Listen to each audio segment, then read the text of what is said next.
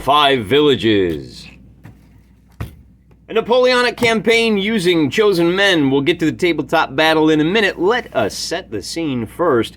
This is the county of 5 villages. Strategically, there's a French army way up there, and they're getting a little hungry, so they sent some boys down into this region to do some foraging for food. And by foraging, of course, we mean stealing. There's a British army down here that has a very good supply train. They have sent forces up here to prevent the French from securing those supplies. It is now early afternoon on the first day of this little mini campaign, and the French have yet to score a single victory point, although I think that's going to change here pretty quick. For today's video, what we're going to do is play out the Battle of Orange Chicken Bridge. That's this bridge right here in the center of the map. You knew it was going to be strategic. This stream right here is only crossable at one of 4 places. There are 3 fords, and of course there's the bridge. The French sent Detachment Rouge to go secure the bridge. They want to control that. It's going to seriously hamper the British ability to reinforce this area. The British successfully staved off an assault by the French cavalry over here. And what remains of that British detachment, that is Detachment Lion, will begin the game by licking their wounds. Detachment Wheel of the British made it up here to Hopeton and then took a turn to the right and said, hey, there's some baddies over there.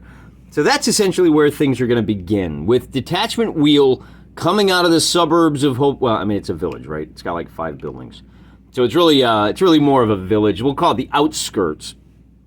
They're going to set up on the west side of the battlefield. However, it's worth pointing out that as turn 7 begins, the French are already in possession of the bridge. So they're going to be able to set up anywhere on the eastern half of the board, whereas the British are going to have to set up along the western board edge. The French have orders to secure the bridge. The British were just sent to patrol up here and also secure the bridge. Now, we should talk a bit about these forces because these 2 detachments are both completely unharmed. The French have Lieutenant Colonel Moore has 1 unit of infantry and a 2nd unit of infantry. Both of these have 8 guys, just regular old infantry. They both have a drummer. They both have a standard bearer. However, they do have a sapper in one of these, and I'll show you that sapper figure in just a minute. I lied. Here he is right here. Bring that up to speed. There we go. Take a look. See how he's got the longer coat? He's got an axe slung over his shoulder, and he's ready to chop some wood and do some engineering. He allows them to dig in and be defensive at a much lower cost. Essentially, instead of having to spend 2 action points, you only have to spend 1.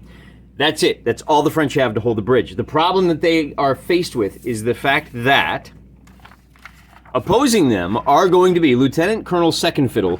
He has a unit of rifles. Now, it's a smaller unit, 8 infantry and a captain, and 1 unit of line infantry, which has a drummer and a cannon. But he also has a light cannon. That's going to be a real problem. Not only that, but Detachment Lion is recovering from the battle. Now, this battle occurred on turn number 7. They're going to have to spend some time recovering their losses. That's turn 8. What this means is our battle is actually going to start on the bottom half of turn 8. So turns 1 and 2, they're stuck here. On turn 3, they can, and turn 3 is going to be our battles turns 3 and 4. They can move a total of 1, 2, 3, 4. So they might appear on turn 5. They might appear on turn 6. After reading the numbers, we're going to change this. So what we're going to do is we're going to, at the beginning of turn 5, we're going to roll a d6. And they will appear on a 6. On the beginning of turn 6, they will appear on a 4 up. At the beginning of turn 7, they will appear on a 2 up. So the remnants of Detachment Wheel are coming up as well. Now what that means is that the commander for the British, and one other thing I'll point out, this is where the fun of the strategic game comes in. I gave the British player, remember that the French and the British are both being controlled, essentially, by the commander who is off map. I've got 2 real-world players that have told me what orders to give, all right? And the British guy said, oh yeah, well, Detachment Unicorn is just going to ride right up here to Hethwell Farm. and that's pretty much where they're going to end the day. They'll be there on turn 9. They're going to hear some gunfire. Likewise, Detachment Bleu down here for the French, they came in at this point. They made for this farm, and then they got confused because they heard a lot of gunfire over here. They're about to hear gunfire at the bridge. They actually heard 2 separate battles here. And that's really why the French want to hold the bridge, to buy these guys time to loot this farm and get off the map. And then that'll probably be the end of the day. But before we get ahead of ourselves, let's go ahead and play out this battle. Now, the battle will take place right about here, I want to say. I do want to include that little bit of forest.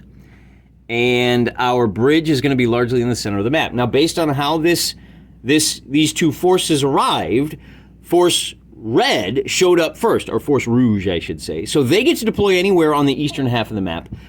Detachment Wheel is going to have to deploy fairly close, within 3 inches of the western edge of the map.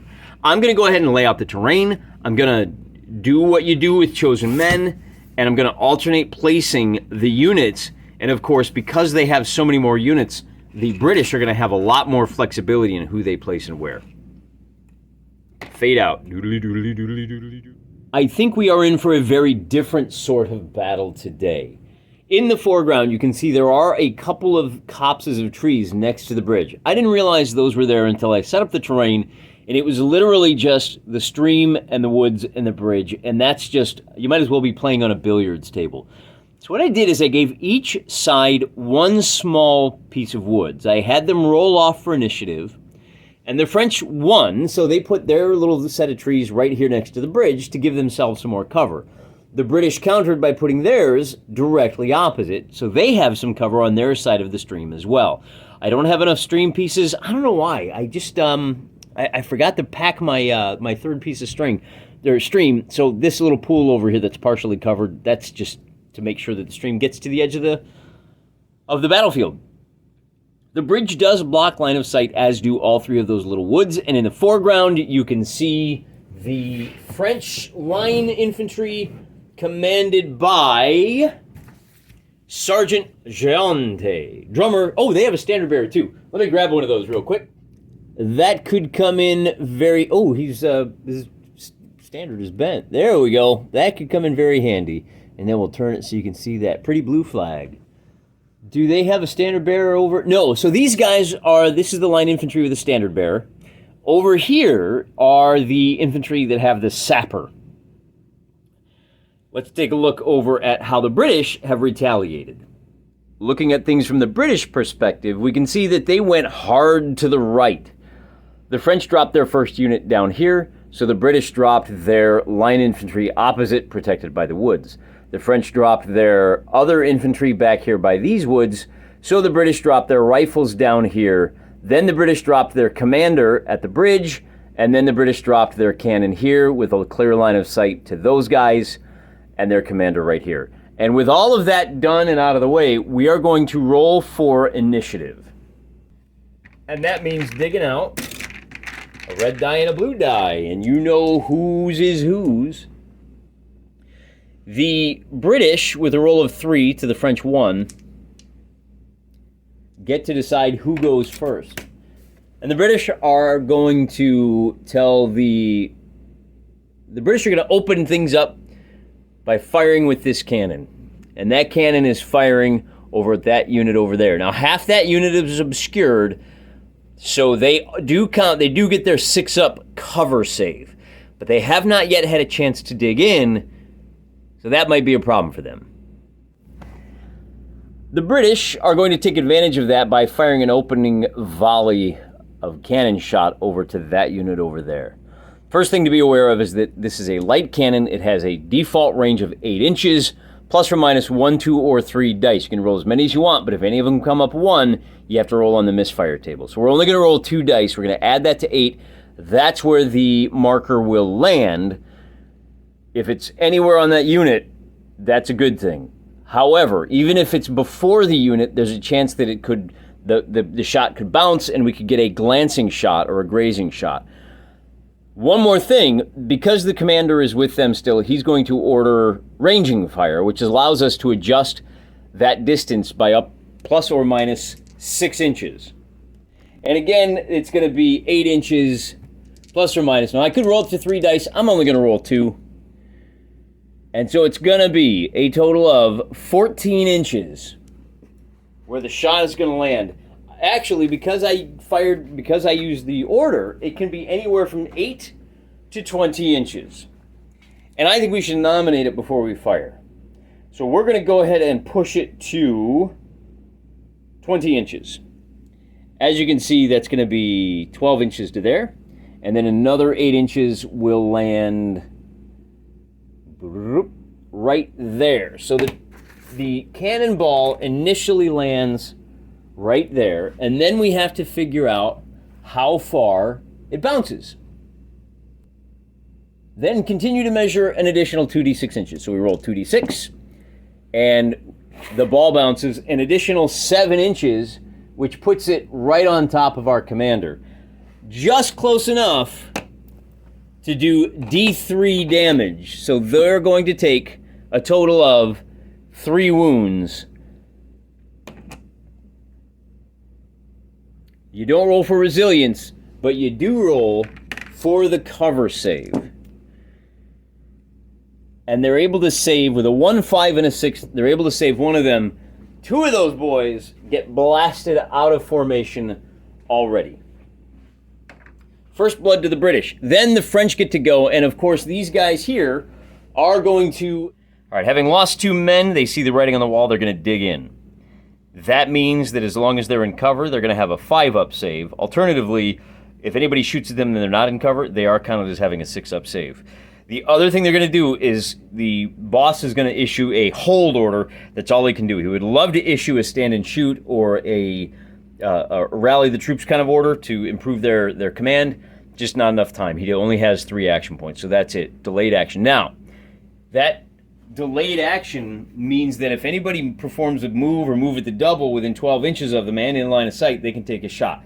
That's for later, because the next thing we're going to do is these rifles now, the British rifles are now going to open fire on this unit over here.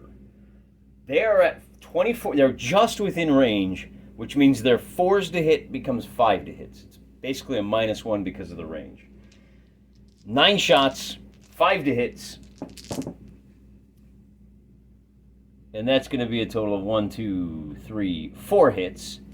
But because those guys are dug in and because they are behind the trees there, they get a +1 to the cover save, so they're actually going to be saving on a 5-up. So 4 hits, saving on 5s. That only does 1 wound. That's 1 hit, which means we have to roll now. Because it's rifles, we're going to roll resiliency, and with a 6, that guy is dead. Then it is the French turn. These guys are going to dig in right there. And that's it. Although the leader will give them a hold steady, boys, just to improve their command value. Then we've got these guys who are going to go ahead and just wait. They're going to hold. They're out of range. There's nothing they can do. Which means that's the end of turn number 1. Moving on to turn number 2, we roll for initiative. On a tie, it'll be the French initiative. So the British get the initiative again, and they say, yeah, we want it again. And the cannon is going to fire a second time. We're going to roll at that unit over there. We're going to roll 2 shots, or 2 dice for distance. There's no misfire. The 20 inches will take us to right there. I think that was the same result as last time, wasn't it? Pretty close. And then we rolled 2d6 inches to see how far the shot goes. An additional 6 inches past that is going to fall just short. So the cannon does nothing. And as you can see, time is on the side of the British here. Those guys, so now the French have to decide, are they just going to stand there and take it? Or are they going to get the heck out of Dodge? And I think we have to get out of range of this cannon right here. The goal for the French is to slow these guys down as much as possible. They're going to move at the double. And they're going to get to move 11 inches. So they got to come running on over here to there to take cover behind the bridge. It's just too heavy over there. They could dive into the woods, but I don't even think that's going to do them a whole lot of good. They may dive into these woods so they can do something, but for now they're just back there. And then the British get to go. So with that done, now we can send somebody somewhere. Why don't we send our rifles on the double straight ahead? Well, they're only going to get to move 7 inches. That's not great, guys. That's not great. 7 inches is going to put them right about here. And with the idea being that they can secure this stream bank here and have a shot in that direction so that the rifles, of course, we're probably doing this backwards. Yeah, why don't we move the rifles at the double as well? They're going to move 12 inches, and that's going to put them up here. And that's going to be the end of, I think that's pretty much going to be the end of turn 2.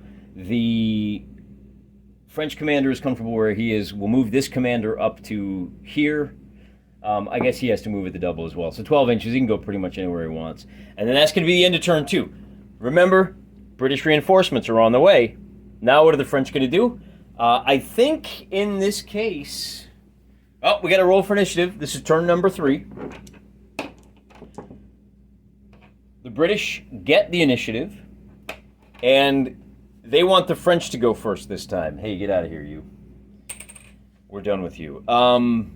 Do they? No, I think they want to move the cannon first. And the cannon, I don't think the cannon can move at the double. I think it moves 4 inches, and that's it. That's correct. All they can do is move 4 inches, so we're going to pull them from 12 to the 8. These guys are going to keep up, and that's it for now. Then the French have to go.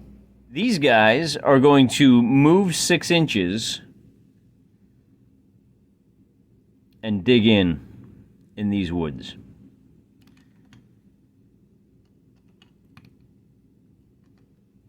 And that's going to be it for them.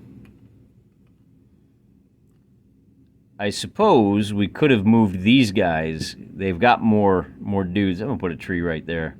We'll put that second tree right there just to remind us that they are actually in the woods. I suppose we probably could have moved these guys over. But essentially what I'm going to do is use these guys to delay, and then try to pull these guys back so that they can remain a going force even after this battle is over. They're stuck with a problem. It's a strategic problem. How do I hold that bridge when I'm faced with overwhelming firepower? These guys just have too long a range. They can stand off and decimate them. They're not going to stand around and just get shot up like that. So the French have gone. So the British have gone with their cannon. The French have gone with their first. And now the British are going to... The next order of business will be for these rifles to move into these woods here. Do they want to move at the double? I think we do. They're going to get to move a total of 9 inches. They're light infantry, so they can, on a 4 up, they ignore the terrain penalty. So on a 4, they ignore it. So they can move a total of 9 inches. They have already moved. Now, they don't have a sapper with them. They only have 3 action points, so although they can get up to here, let's say... And where's our leader man? Our leader man is the guy with the stick right here. We're just going to put him up front. Even though... So he's only got... But he will issue them the command of, till the end of the turn, just, maintain. Just stay cool, man. I can't think of what it's called. It's like stand your ground or whatever. But then these guys have an opportunity to go. And, one thing I should look at is the French commander. What has he got? He can rally any broken unit within 6 inches of himself. Well, that's good. He's very inspirational. That's... What am I looking at the unicorn for? That's the British. His powers, he's inspirational. He's got a 12-inch command radius. He can stand wherever he wants. Then the last group that has to go... Well, wait a minute. So the cannon went, and then these guys went. Then the rifles went, and now it's going to be this French unit can go. And I wonder if I should just assault the guys that are in that woods. No, they're just going to dig in. And then these guys are going to go, and they're going to move at the double towards the bridge. So they can move a total of 12 inches, but they don't want to. They want to stop right here. And that's going to be the end of turn number 3. And they're stopping right here, and then he'll come up behind them as well. You go ahead, guys. That is Lieutenant... Who is that? Lieutenant Colonel Second Fiddle. Not a particularly brave soldier, I guess. A brave leader. Very much a lead from behind kind of guy. He is a lieutenant, I guess. Is that what lieutenants do? You guys tell me. He's going to move up there. He's going to, basically, that's the end of the turn. So we got to roll. Now it's turn number 4. This is the last turn on which the British can really play for time. We're going to roll for initiative and see who gets to go first. Once again, the British have the opportunity to go first, and so these rifles are going to open fire across the stream to here. Those rifles now are going to be hitting on a 4-up. They're going to, well, okay. So here's where the action point system comes in. This doesn't happen a whole lot with this game because usually you are either obviously moving or obviously shooting. In this case, what I need to know is, can you dig in? Yes. It may not perform move with the double or charge. Whenever it's targeted, it gets a +1 cover save. That takes 2 actions. And then, if they want to fire, they can. All right, so that's their 3. They can't perform aimed fire. In other words, right now, as the situation stands, they have a 6-up cover save. They could aim at these guys and hit on 3s, or they can dig in, but they can't do both. We're going to give them the hold your ground order, so they re-roll failed command checks. No, we can't do that, because our leader only has 3 action points. It takes an extra action point to do that. So all we're going to do is roll our 9 dice. It's going to be hitting on 4s for a total of 3 hits. And then the French infantry are going to make 5-up saves. They get none, and then it's going to be resilience checks. And they manage to fail all 3. So what a volley, like so. Whoops. Hey, leader, you stay there. The guy that's pointing is still in charge. 1, 2, 3. So they're down to just 1, 2, 3, 4, 5 guys.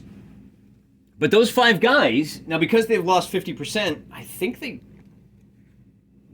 they have to make a command check. Because they lost more than 25% of their strength. A 5 will be a success for them. They're not broken. Now they get to return fire. And we have a total of, see what these guys are packing, muskets and bayonets. And remember, muskets have an opening volley. The 5 of them are all going to fire. And because this is the opening volley of the game, they get to re-roll their failed to hits. Not only that, but they are going to take 2 action points to aim, so they're going to be hitting on 4s. So 5 hits on 4, they get to re-roll this one. They get a total of 5 hits altogether. The rifles over here have a 5-up cover save. They're going to get 2 saves. So 3 potential casualties, and their resilience is, should be a 3, yep. So 2 go down. Because they had 9 guys in the unit, they don't have to make a command check. Now the British get to go. This is, we're on turn 4, so I think, did we say turn 5 is when we start rolling for reinforcements? Yeah, they'll appear on a 6 the start of the next turn, but we're not there yet. We're going to do the cannon next. Cannon's going to move up. Cannon's going to move 4 inches this way to here. And these guys will follow up. Yep, they've just appeared. So if we'd moved up, we could have been here and had a little better line of sight to those guys. That might have been the play. Then the French have their last unit to go.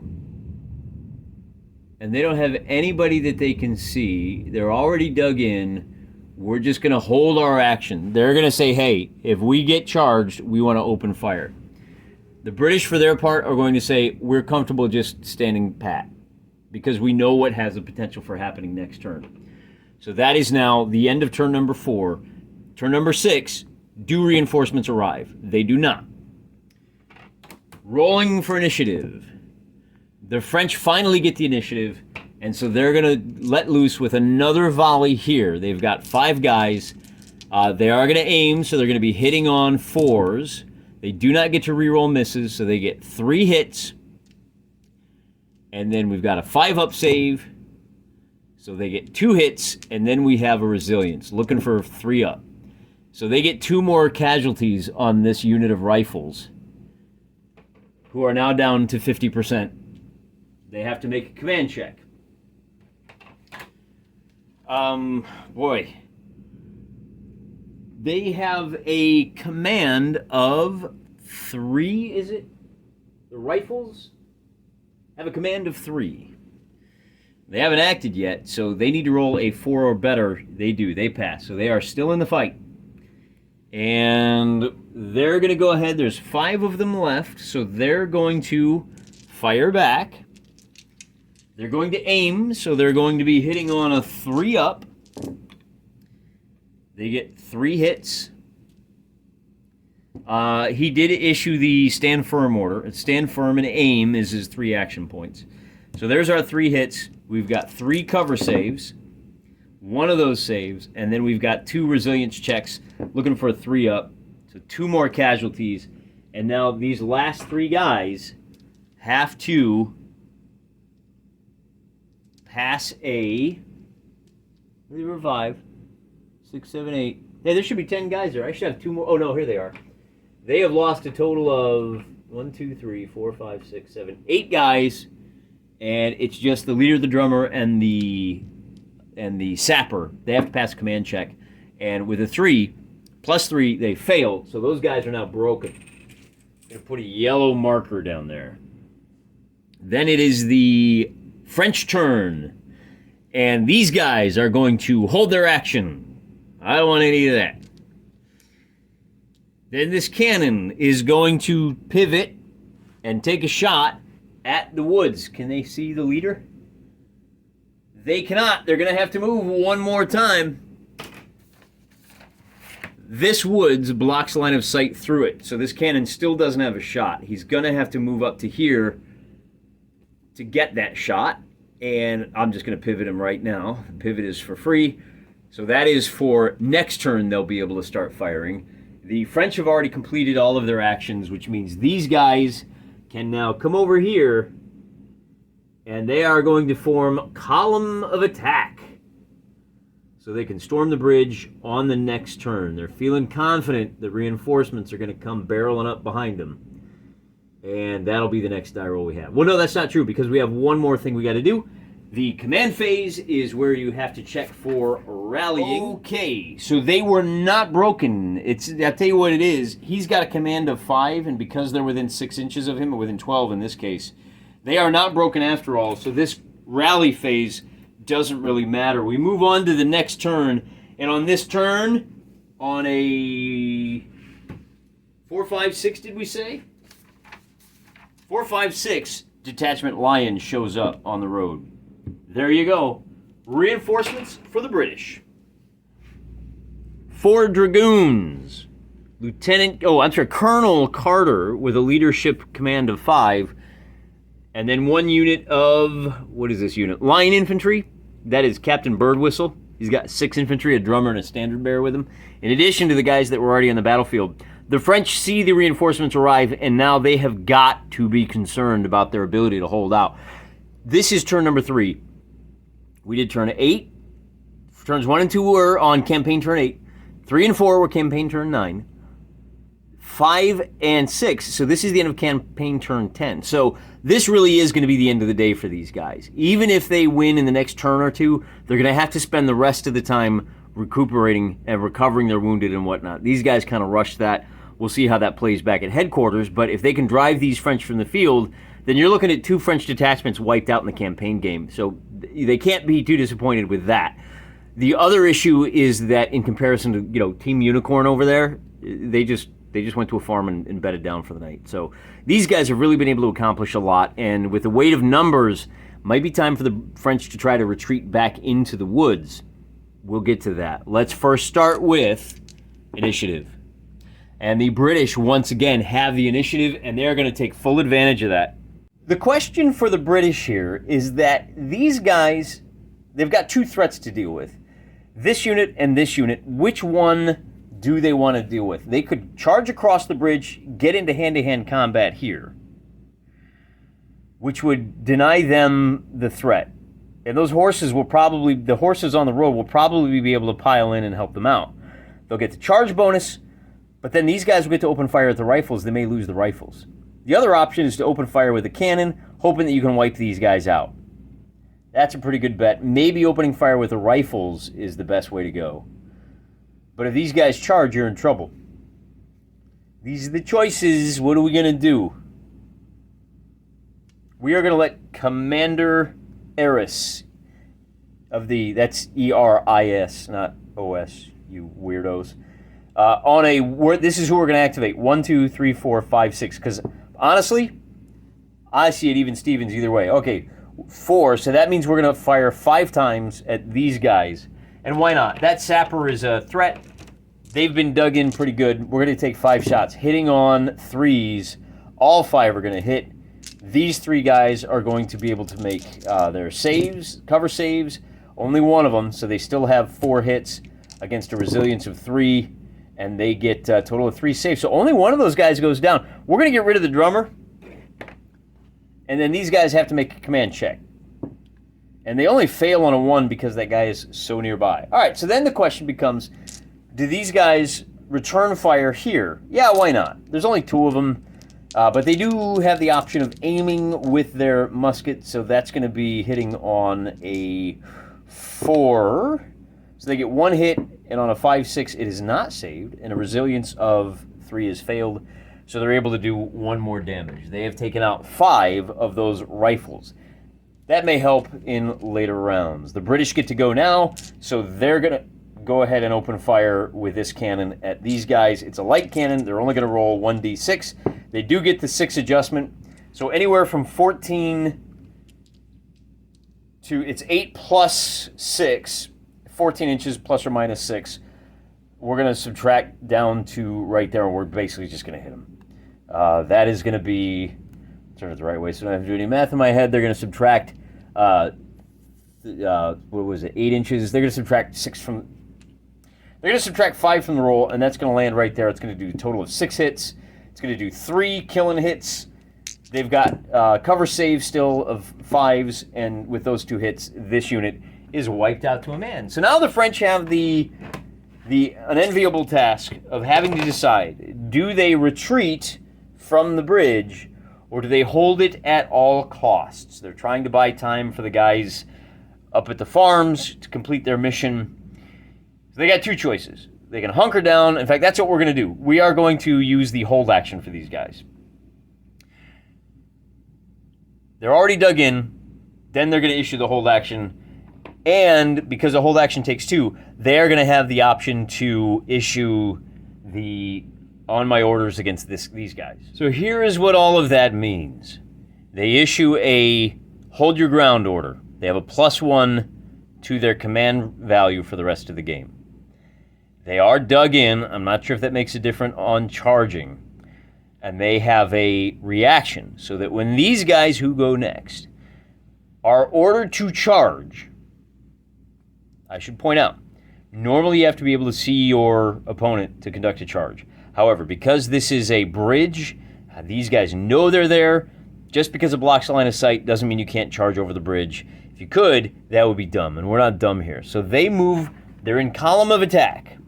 And now because of the blocking terrain, we have to deal with this. 4 inches is enough to bring them into contact, so even if their charge value is a 1, which it's not, they are going to be able to get stuck in to battle. And they're already falling over. Oh, they're so excited. Because they're in column of attack, and I'm not going to be too precise with this, normally you would need 3 guys to get a supporting attack. The bridge is 3 guys across. We've got a total of 2, 4, 6, 8, 9 guys that are attacking. We're going to leave the leader back there.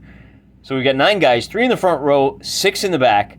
That means they're going to get a total of 3 additional attacks. So they get to roll 6 attacks here. They did charge. But before they get stuck in, these guys get to perform a stand and shoot action. They are going to be able to fire off a total of 8 shots at the guys coming over the bridge.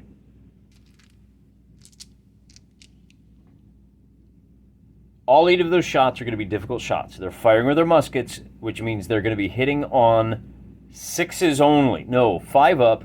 Difficult means they're only hitting on 6s. But this is their first fire, so they do get to reroll all misses. So all 8 of those missed. And now for their first volley, any 6s hit. They only get 1 hit out of all of that. And then the resilience check is going to be a 4. So they do manage to eliminate one of the charging figures, which means they're only going to have 5 attacks in this next melee scrum. And here's where, now normally I just kind of bluff my way through this, but in this case, because it's such narrow confines, we're only going to give 3 of these guys an attack, plus 1 attack for every additional 3. So 1, 2, 3, 4, 5, 6.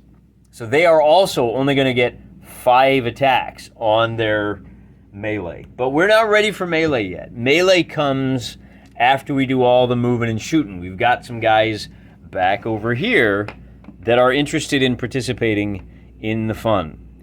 And we'll start with our cavalry first. They're eager to get piled in. They're going to charge. Remember, they move 10 inches plus D6. No. Let us double check those numbers, make sure we're getting it right. Cavalry are able to move at 10 inches, but they're moving it to double means you add the D6, so they're going to move 14 inches. Yep. So 10 is going to put them right there. 14 is going to put them basically right at the base of the bridge. We'll let the commander kind of step out of the way over here. Bring our horses up. The horses are only going to be able to charge 2 by 2. And then moving into double, these guys are going to be able to move a total of 9 inches, and that's going to put them right about here.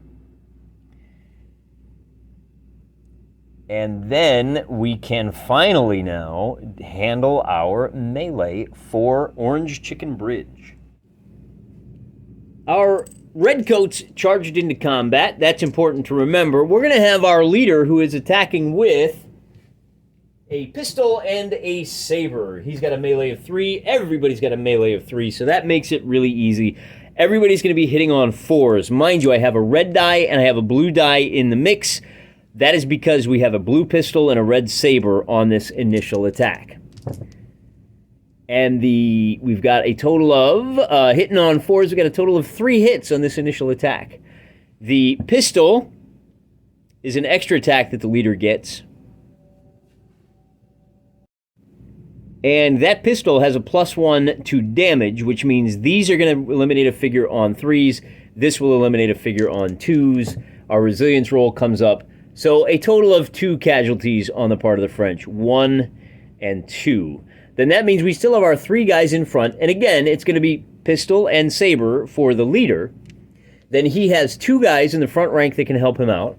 And he's got 5 guys in the back. So he's only going to get to make, he gets 5 attacks as well. And once again, it's going to be the pistol hits at +1 and 1 additional hit. So we have to check our resilience, killing on 2s for the blues and 3 for the white.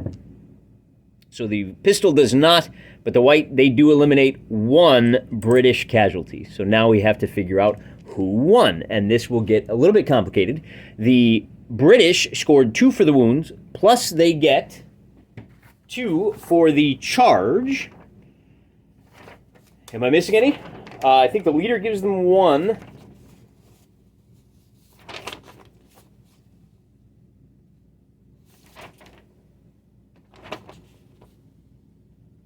We're not going to give them higher ground. They're not occupying defensible terrain.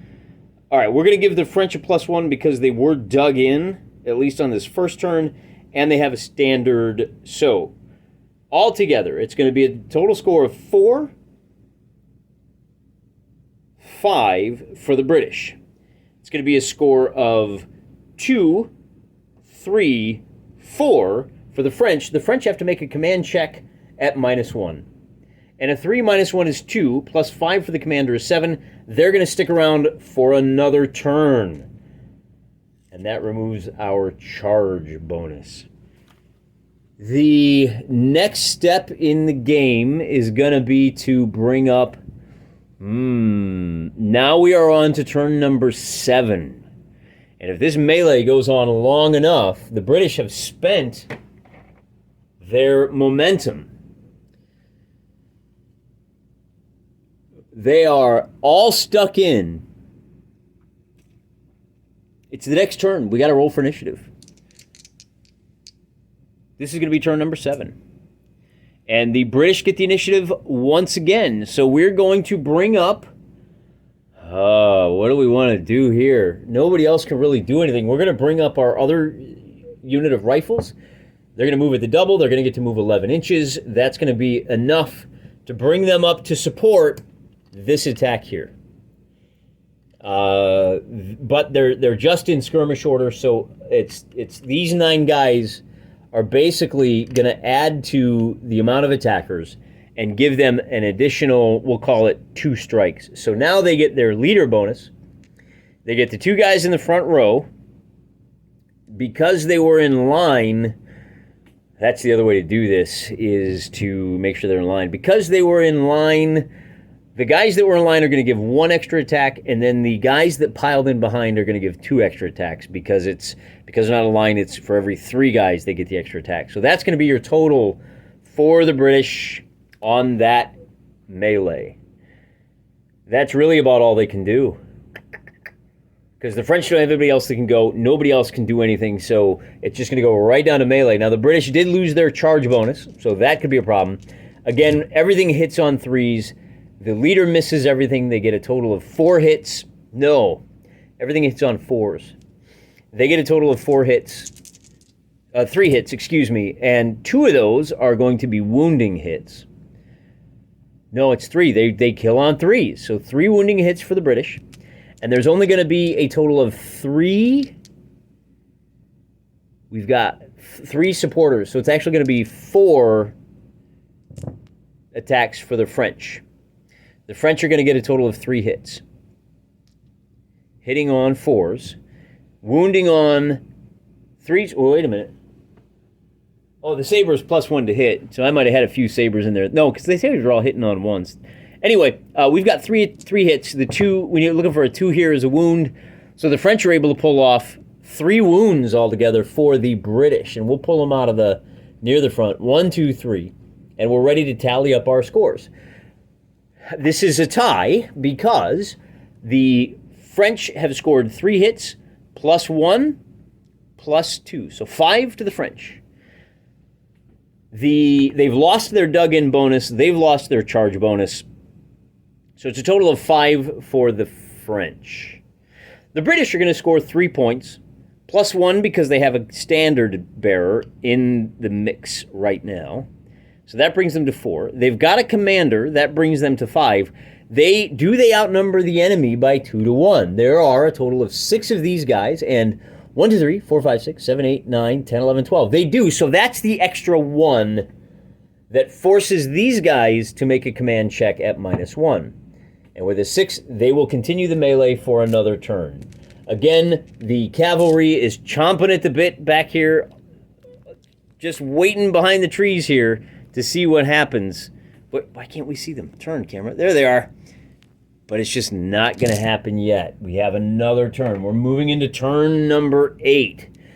11 o'clock. Dusk is only an hour away. And I should look. Who gets to attack first on follow-up? Infantry strike before. Units with charge. The highest melee have still a tie. The initiative. Whoever gets the initiative gets to choose who strikes first. So we roll for initiative. And again, the French, I don't think they've had the initiative this entire game. 6 versus 2. The British, once again, get to attack first. Because of the casualties, they are now going to be up to their leader, the 2 guys in the front row, the supporters from the original unit, and then we get 2 supporting attacks from the pile-in, and they're going to be rolling a total of 7 dice. All of these are going to hit. The saber actually would be hitting on a 3. The rest of these hit on 4s. They're going to get 4 successful hits. 3 successful hits, excuse me. And with those 3 hits, they're going to get a total of 1, 2, 3 more casualties. 1, 2, 3.